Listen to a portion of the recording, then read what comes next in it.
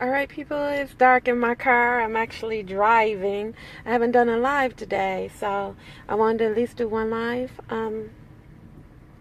Actually, it's hours left, y'all. Cecil's on his way to Georgia to meet with some of his proteges, Mr. Marcus Mayfield and Latoya and Joshua. And we have a new young lady. I'm not sure of her name, but, not saying you're not thought about. I just can't. Aretha.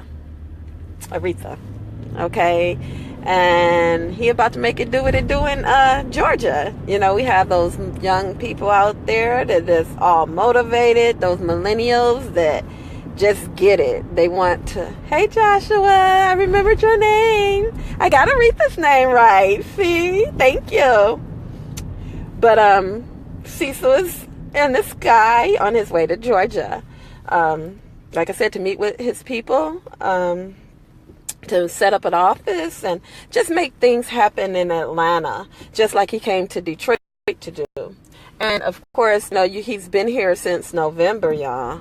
And I'm thinking, wow, he has been here since November. And he has accomplished a lot in those few months that he has been here. Bought property, established a nonprofit, just doing big things in the D, for the. And I just wanted to reach out to the people who has not joined. You have until midnight tonight, 11:59 actually, to get on his calendar, flipmylifeclub.com, and join the team.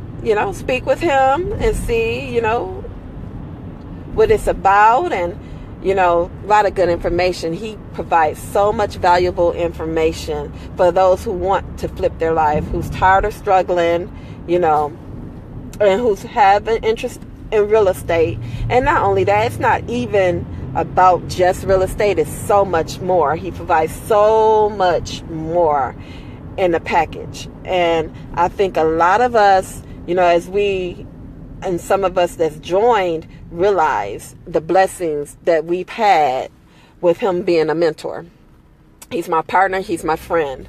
And I'm just fortunate that he's a part of my life. And I'm certain that everyone that's in the group feels the same way. It's like a little family outside of your family, And I think I love the camaraderie. I love the teamwork. And we're just here to make we want everyone to succeed. So if we have to push each other and push others, we're going to make it happen. And I know that the people who have been following know, when he first got here, he told me his plan, y'all. And I'm thinking, wow, he has such big vision. He has such a big vision. And I'm like, can he do it? Will he do it? But everything that this man has said that he was going to do, he did. He did. And now he made a believer out of me. He has, I'm like his biggest cheerleader because he's a man of action. He doesn't just, hey Angie, hey Kelton. But, he's a man of action, and he's actually showed me everything that he said he was going to do, he did. And I was just tripping because, by me being a native Detroiter, to watch this man come from the outside, keeping in mind from Florida, didn't know anything about Detroit at all. He said he had been, hearing about Detroit, listening, to the great things that Detroit had to provide, but he didn't know anyone here. So I think we both came into each other's lives at the right time. I've known Cecil for over 19 years. We were stationed in Japan together. We had a bond over there, and it continues to go on, so here it is 19 years later, he's in my city doing things. And like I said, I didn't know what he had journeyed off into doing. It was just about Facebook and that connection, And when he told me he was doing real estate, and I was telling him how good the market used to be, and I didn't realize how good it still is. It really is.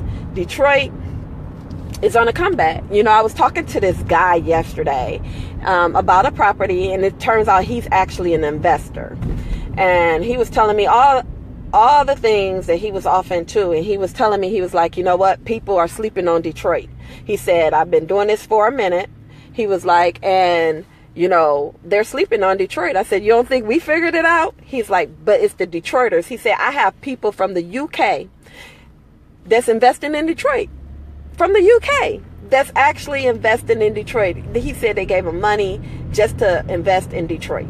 You know, so it's people out there that want the product that we have, which is houses, because they know it's a booming market, you know, and people are sleeping on it. But one thing about this guy and the difference with Cecil is the fact that Cecil, although this guy do real estate, he is able to be creative in the way that he do things. And if you could have a guy and you teach him some tricks of the trade, and you could get an apartment built $1 down, $1 down, $1, people. Can you imagine what other tricks of the trade he have? And it's nothing illegal. I mean, it's just about knowing your trade, knowing the things that you do, knowing the value that you add. You know, big on self, big on personal development, you know, big on the universal laws. And I never, you know, we all practice the universal laws. And he asked me one day, he said, well, do you believe in the universal laws? I couldn't really answer it. You know, he said, you practice them every day. Every day. The law of attraction, the law of compensation, you know. I'm sorry, I had to make sure no police was behind me. But anyway, it's so many of them. And once you learn those laws, you'll know that there's nothing you can't do. You know, he gave me some people to listen to, motivational speakers, you know, successful people, the books to read, you know, reading books, you know, like they say, reading is fundamental. And it is. You know, you read those books, you get into the personal development side, you know, Think and Grow Rich. You know, you just got Rich Dad, Poor Dad, Rich Dad, The Alchemist. And I think that was my breaking point when I read the book The Alchemist, you know, the journey that this young man was on.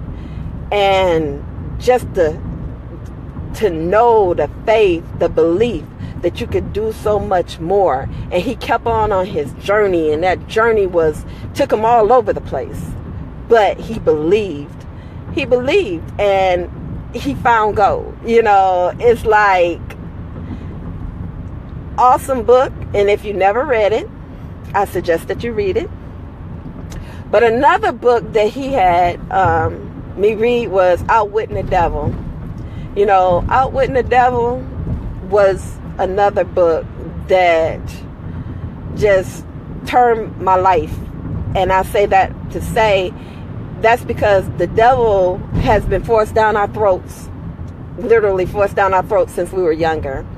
And I know mine, you know, my mom, big in church, you know, not just in church. She didn't go to church a lot, but she was one of the most spiritual people that you ever want to meet, you know. But of course, I don't know who hasn't grown up in fear of the devil. Because, you know, and it's something that I said, and it just triggered Cecil when I said, you know what, when things start going wrong, it's just like everything just started going wrong at one time, you know. And I get into that some other day because I'm still dealing with it. But it seemed like it was just a domino effect, one thing after the other. And I said something like, you know what, that ain't nothing but the devil. And Cecil was like, he looked at me, he was like, you know what, I got this book I want you to read. I just got this book that you want to read. I want you to read. And I got the book. He said, Outwitting the Devil. And if you haven't read it, I would suggest that you do read it. You know, it's a very good read. And I believe it. I so believe it. And it's just certain things that's turning points. And I'm certain we all have our turning points in life. You know, something that triggers something in you, something that makes you just want to do something more, to be something more, to just bring value to people. And I was telling him about when I went to church one day, and this lady was telling me, she said, you know what? She said, you're going to have your own foundation. She's like, I could just see it. She was like, there's so much goodness, and I could just feel the anointing all over you, you know. And I never even thought about it. Never even thought about it. I'm like, okay, you know. And now it's like, it's a thought. It's something that I hadn't even thought about it. But I never knew what was in store for me later. You know, we could always say, you know, we don't know, or, you know, no, that's just not me, or I can't see myself doing that, or, you know, but stepping out there on faith and knowing what the universe, what God has in store for you, that journey is a powerful, powerful journey. And like I said, there's so much more. You know, we have a secret, well, they say it's a secret group, but it's like a private page. All of us are members of. That's part of his team. And when you feel the love in that group, the positivity, you know, it's just such a positive vibe. Everybody coming together. You know, I got this one book that I read, what is it? Think and Grow Rich. And it's talking about the mastermind. You know, you put together a group of people that come together in harmony to work together, that all offer different things. It's no stopping us. It's no stopping us. And like I said, the energy in that group is amazing. Just the people themselves are amazing. And I think to belong to something that's so positive, it just gives you a different spin on life. Just makes you feel like, you know, like I said, it's your family away from family. No animosity, no jealousy, no nothing. Everybody wanting each other to succeed. And I look at the people, like I said, the young people in Georgia, you know, not so much, I think all of them probably young enough to be my kids, but just to see that energy, they have so many whys, and then they put it out there. It's like they want it, and you know they want it. They hungry for it. And like I said, I just think my generation, because we worked all our lives, you know, to get that 401k or that pension, and even though it's probably not enough to live on when we get to the ripe age of 62 now, you know, we just deal with it. And and my biggest thing is, what if Social Security is not there? Even though you paid into this pot for so long and you don't reap the benefits of it because they get rid of it by the time you get to be that age. You know, I don't want to have to depend on the government to take care of me. I don't want to have to depend on the government for anything. We don't know all the things that they're getting rid of for, you know, retirees, you know, just the health care.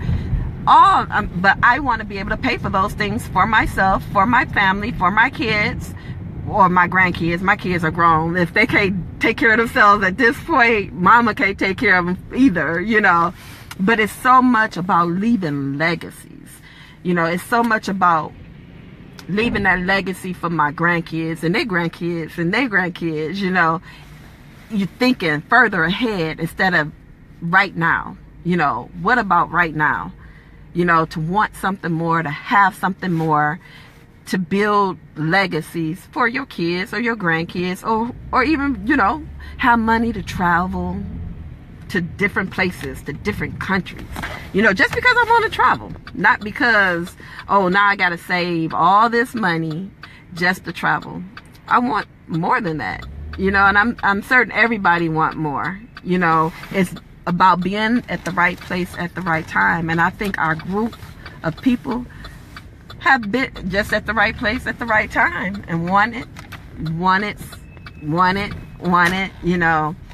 And success is for everybody. If you want it, as they say, if you desire it, you know, the universe is geared to give you what you want if you want it bad enough, and if you're pushing hard enough, and it's just, you know, that positive light. And I see it now. I was telling somebody, when you feed on negativity, you get negative in return. And I believe that. You know, I've seen it, and it's been happening in my life. You know, I've been getting all positive energy, you know, and it just seemed like things have just been happening just like onward. And so when I've been looking on this journey, and I'm writing down my goals, you know, of course, one of my bigger goals is my weight loss journey, outside of the financial freedom goal. But my weight loss journey, January 1st, I stepped on the scale, and my goal is to lose so many pounds by a specific day. Well, I lost 20 pounds since January 1st. So that means I'm losing at least 10 pounds a month. You know, now that was a big goal for me. And because I wrote it down, and I'm focused, and I'm going to the gym, and although I knew I was going to lose some weight, I didn't know I was going to lose it as rapidly. So that's one, but I've been sticking to it, and I look at it, and I know where I want to be and when I want to be there, and I'm going to get it because that's my goal. I put it out there, and I'm going to get it because the universe wants me to be and so positive in my light. I'm gonna reach it, and I know I am. So I just wanted to reach out to you all and say, hey, you know, at the end of the night, 11:59, he's gonna be done, you know. And even if you can't do this because of your work schedule and you're not ready to quit your job or whatever that may be, you know, there's always we're getting properties. We're going to have 150 properties within the next year and a half, you know, by 2018. And we're just, of course, the thing is, we're thinking like a bank, and we're going to own these properties. We're going to put mortgages on them. Well, we're going to be the bank vice the landlord. So if that's a part that you hey Cindy, I miss you.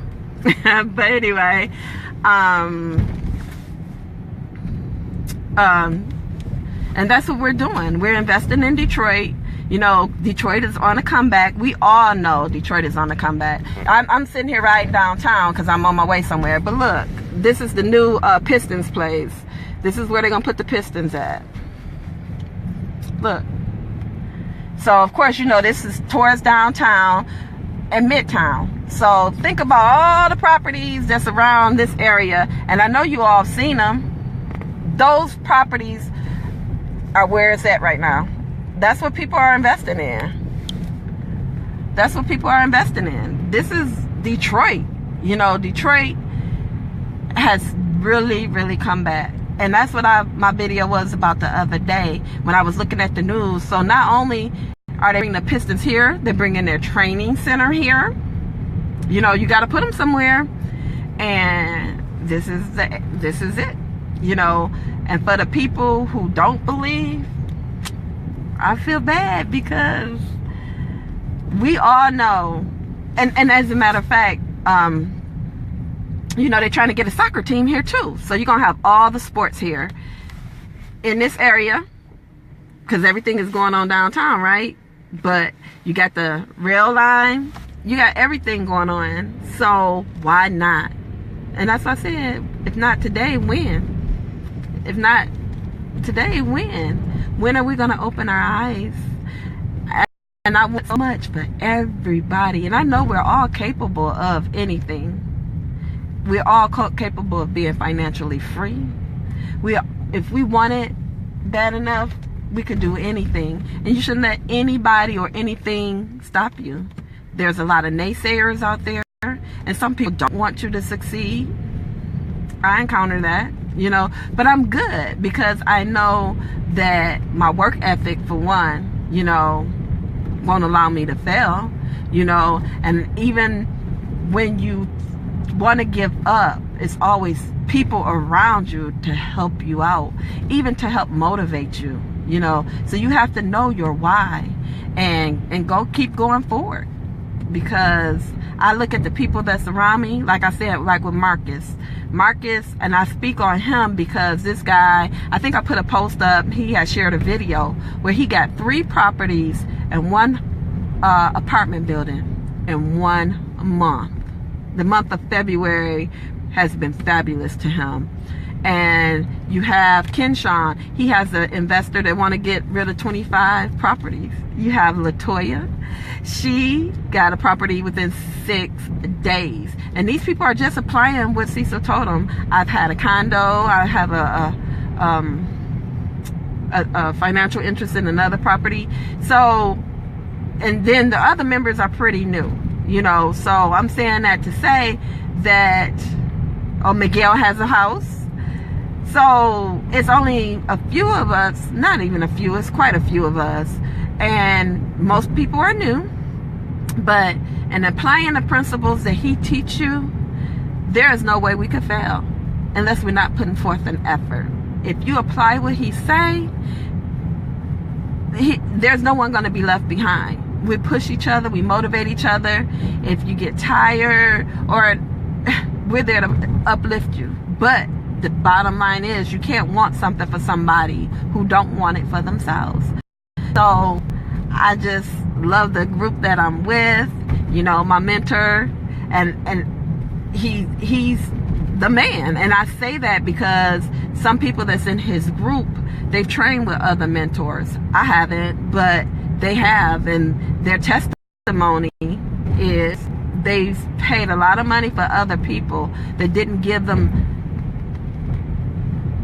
a tenth of the value in which Cecil has to offer. And why does he's so knowledgeable is because he's been doing it for many, many years. And not only that, he's failed and got back up, and failed and got back up. So he knows the ins and outs and what not to do, you know. And I want somebody like that, because if you don't fail, then, you know, you crash, you burn, you wouldn't even know how to handle it at this point.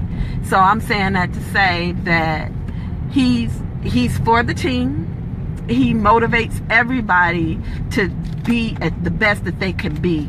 You know, he pushes you, he challenges you, he holds you accountable, because he doesn't want to be known as the mentor that failed to train. So he's training everybody, and he's making everybody step up to the plate and step into their greatness. And we all know we're great. We all know that, you know, I had this shirt many, many years ago, and I don't know if, you know, of course, a lot of y'all my age group, but I had this shirt that says, I know I'm somebody because God don't make no junk. Me and my cousins, we all had them. I know I'm somebody because God don't make no junk. And we all are somebody, and because God don't make no junk. So it's just a matter of us stepping out there on faith. You know, my game plan, quit my job. You know, I like my job, but it's not a job that's going to have me be financially free. You know, I want more. So in order to obtain more, I got to do something I've never done. You know, I've never given up on a job. All my jobs have been long term. I was in the military. You know, I was in the military. Got out of the military. Went to work at an insurance company. Been there until they start laying people off. You know, so it's one of those things that I don't quit. But, you know, I know what's out there, and you know, you could get paid so much, and they're only gonna offer you so much. And I believe that we're never gonna get paid what we're worth. I don't think I get paid my worth, but they, you know, of course, with jobs, they think that they're paying you a lot, you know. And I'm not knocking it, because to them it may be a lot. You may make more than your coworker that's doing the same job that you're doing, but I know my value.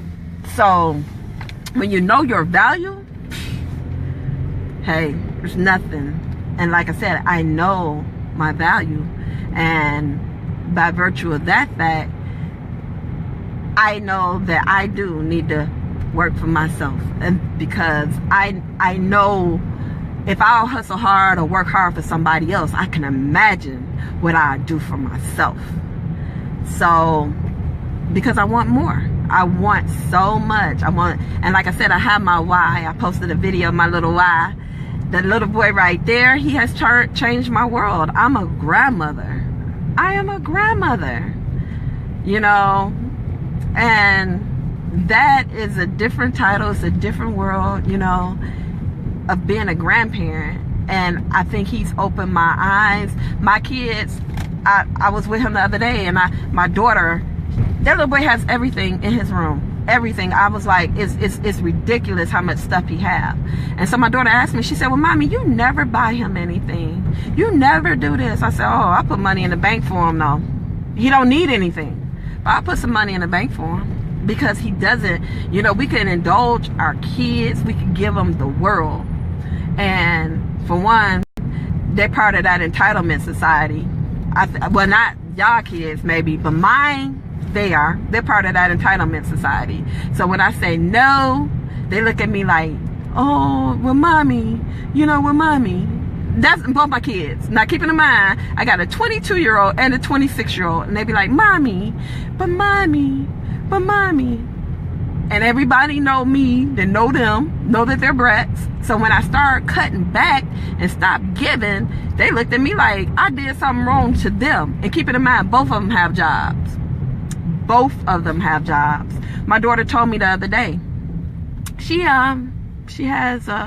married, been married for 2 years. So we had this debate the other day. She was like, mommy, I didn't know it was so expensive. I was like, insurance? She's like, yeah, you know, I got the baby on my insurance, and I got my husband on my insurance. And she was like, I didn't know it was so expensive. It went from being, you know, because when you're paying for insurance, it's more for 3 people than it is for 2. And of course, you know, it's more for 2, you know, less with 1 person. I said, I've been carrying y'all 2 on my insurance forever. I was like, I told my daughter, I said, I've been carrying you on my insurance until last year, until I started working at this new company. And she's like, no, you didn't. No, you didn't. I was like, yes, I did. So she debating it with me, y'all. She going in. She was like, nuh-uh, no, you didn't. I said, Michelle, you've been married, and I carried you on my insurance for months after you got married. The only time your insurance changed was when I went to another company and I dropped you. And then she went back through, because she had to prove me wrong. She went through all her pay stubs. And she was like, you're right. I was like, yeah. So think about it. I've been paying for your insurance, in which I didn't have to do, because once you became married, I was no longer, I wasn't responsible for you once you got a job. But what did I do? I'm paying for both of my kids.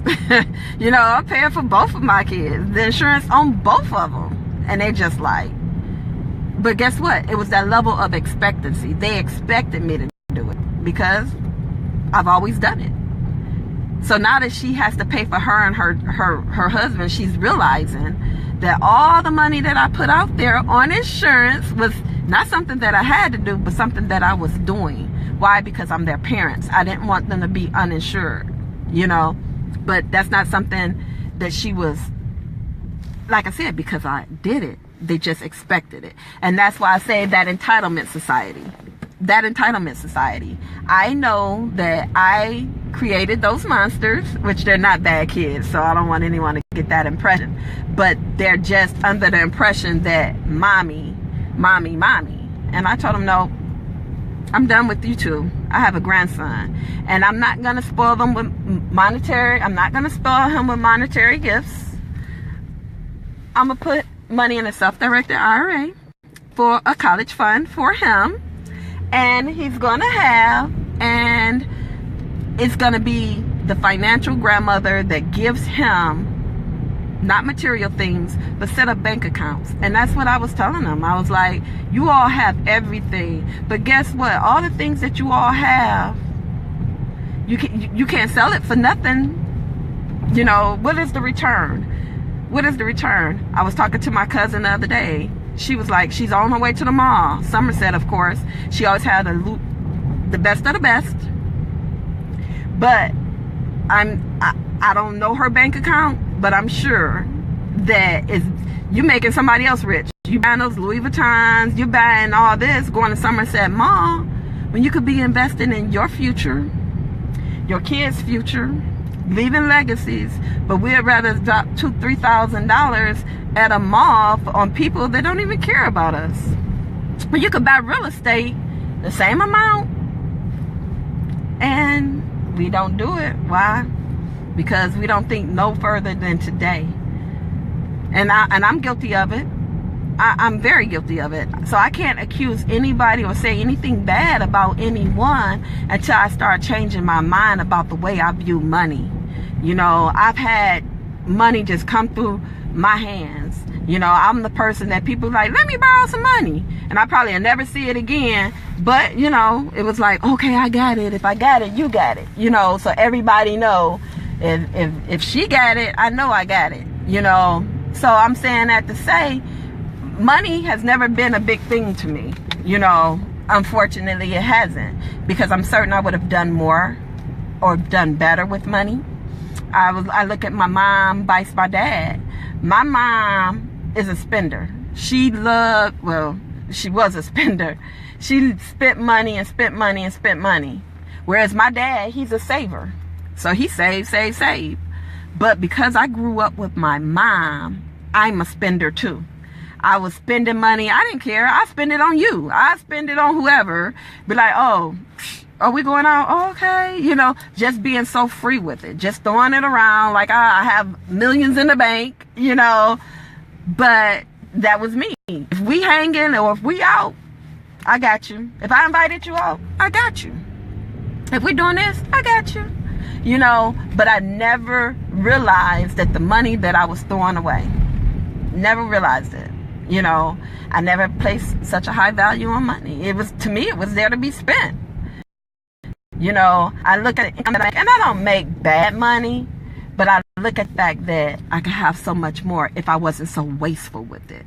If I wanted, and it's not so much as me going out for designer things. It was just that I was just very self-indulgent. You know, if I wanted it, I'll go buy it. But I was never a designer person. But, you know, hey, stop and go and eat. My kids, they'll tell you, Benihana's, all that other stuff, they don't, what's that? It's a norm. Whereas it's a luxury for some people. To them, it's a norm. You know, I'll tell them, my kids never eat off the kin menu, never budgeted when they went out. You know, it was like, get what you want. That's wasteful spending, you know, but that's what we did. That's what I did. So I encourage them to do it because they do the same thing I did to them. The same exact thing. They'll go out. My son, he took his girlfriend to some hotel with swimming pools in the room. Swimming pools in the room for her birthday. You ain't never spent that kind of money on me. And I'm looking at this like he actually spent $400 or $500 on the room. But who am I to blame but myself? Because I taught them to be careless with money. I taught them that whatever you want, just go buy it. So that's what they do. They do what they were taught. They weren't taught to be responsible, so they're not responsible. Either one. You know, my daughter's more so than my son, and they're learning because now I'm not that indulgent parent anymore. So now they have to take care of themselves. So now, you know, they're accountable for their money because mama pockets didn't tighten up because I'm on a mission doing other things. So now they see that money is not growing on that tree and mama's not that ATM machine no more. So we do that to our kids. We do it to our kids. I did it to mine. And that's a behavior that I know I had to change. I had to change it. Like I said, I patterned myself off my mother. Why didn't I get my behavior from my dad? Like I said, my dad is a saver. My mom was a spender. But because I grew up in her household, I spent. So my kids, they just repeating the behavior. What they see, they're repeating it. And the cycle is repeating itself. And so now that I'm doing houses, I'm like, okay. But now, guess what? real estate is going to be my thing. So you can make it your thing. Give me some money to invest for you. But I'm not that liquid ATM no more. I'm not that self-indulgent, that indulgent parent anymore. I can't be that to them anymore, because I have another why, and that's my grandson. And I'm not going to be that for him, because I realize what I did to my kids.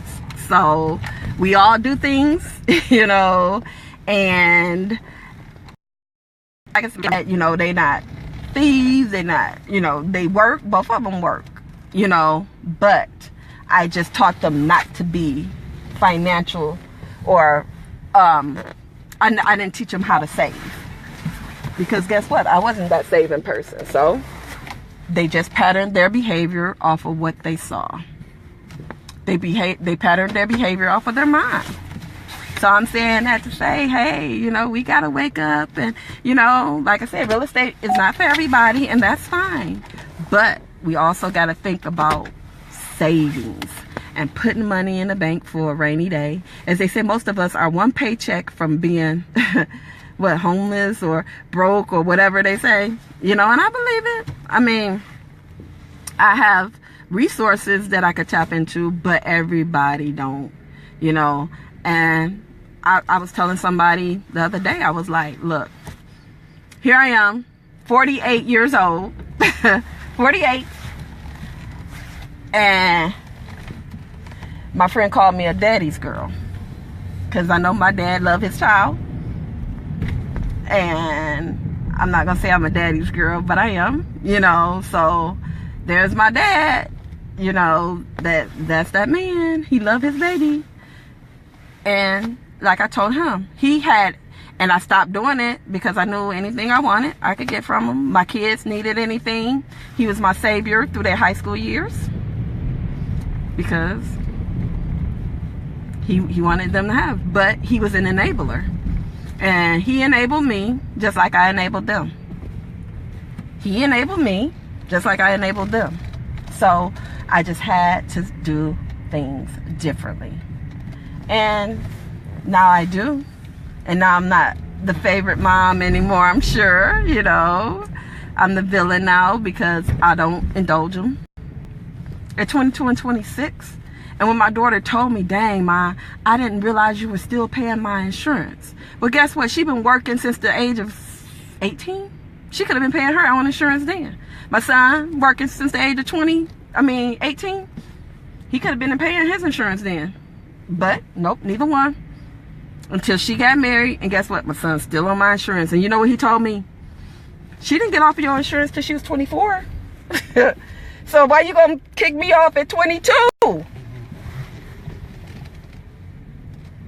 I think that makes sense though, right? Why am I gonna kick him off when I didn't kick her off? Well, you're a boy. That's no excuse, mommy. You're playing favoritism because you didn't kick her off. Makes sense, right? So that's the journey of a mom who's very self-indulgent and who wants something more, and who's all now doing real estate and being the lender, vice the landlord. So we're thinking like a bank. And if you want to flip your life, you have until 11:59 to go to flipmylifeclub.com and sign up. We have a great mentor, and I'm sure if you sign up, you wouldn't regret it. All right, that's my spiel for the day. I'm at my destination. Have a good day. Bye.